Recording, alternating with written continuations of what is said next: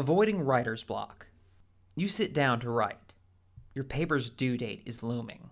You're stressed out and your mind is blank. How should you start your paper?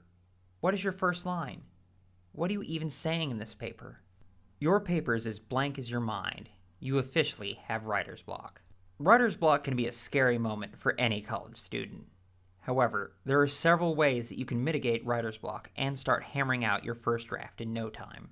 Choosing an environment, pre-writing, choosing where to start writing, and keeping perspective can all help you start getting your rough draft out of your mind and onto your paper. First, the environment in which you can write can really help you stay focused. Some individuals need absolute quiet. Perhaps a study room or a library might be most helpful for those individuals. Some people need to have some background noise. A coffee shop or bookstore could be a good environment for those types of authors. Some people love to write to music. A good set of headphones and a playlist of writing music could help the creative juices get flowing. However, finding your ideal writing environment will be a bit of a trial and error.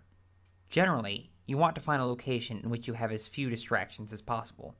Try out some different locations and see where you are most productive.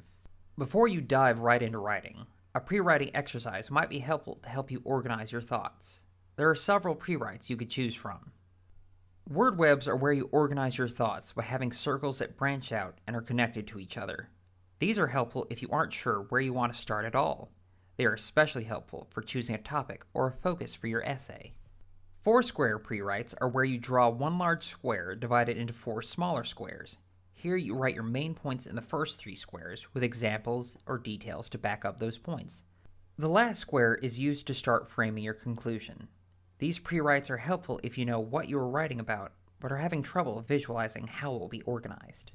Finally, a traditional outline can be helpful for those who want a clear roadmap to where their essay is going.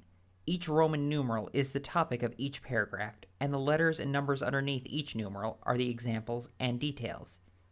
If you have a strong outline, it will help you have a strong paper. After you have your pre-writing finished, it's time to start writing your paper. Most writer's block originates from trying to decide on the first sentence of your paper. Instead of starting with your introduction, start with your body paragraphs. An introduction is like introducing a person. You can't introduce a person without knowing who they are. The same is true for your paper. You can't introduce your paper until you know who it is. Thus, start with your body paragraphs and write your introduction and conclusion last. Start writing whichever body paragraph you are most confident with, and then work on the rest and piece them together. Finally, keep perspective. Your first draft should never be your final draft, so it doesn't need to be perfect. Try setting a timer for 30 minutes or an hour and tell yourself you are simply going to write for that length of time. Remind yourself that it doesn't have to be perfect and that the grammar, sentence structure, and content can all be tweaked in the revision stage.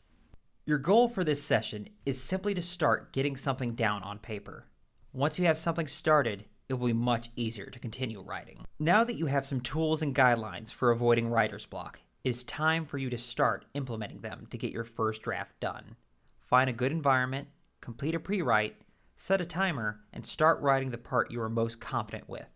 Your first draft is for your eyes only, so allow yourself to make mistakes and revise them later. Go ahead and start writing.